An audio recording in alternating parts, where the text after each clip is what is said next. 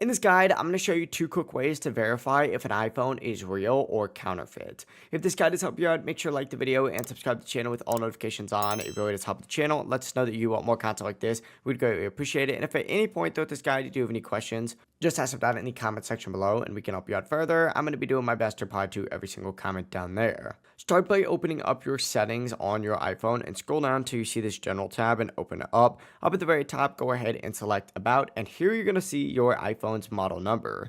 The first letter in this code tells you how your iPhone was manufactured. M is going to mean it is brand new from Apple. F means it's refurbished. N means replacement device. P is going to be personalized iPhone, like one with an engraving. Or 5 is going to be a rare demo or warranty unit. If the code doesn't match any of these or looks suspicious, that is a red flag. While you're in the About section, go ahead and press and hold on your serial number right here and then select copy. And what you're going to want to do is now open up any browser of your choice, and up at the very top, go ahead and select this. And what you're going to want to choose is checkcoverage.apple.com. Press enter on this, go to this page right here, and what you're going to want to do is actually just paste your serial number in this box and then hit submit. If your serial number is valid in the box, it's going to go ahead and pull up your iPhone's model, purchase date, and warranty details, meaning it's genuine. If the website doesn't recognize your serial number, it could be fake or tampered with.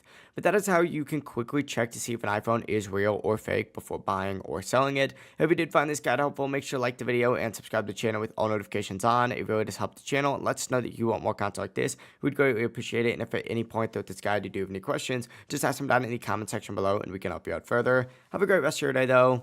Peace.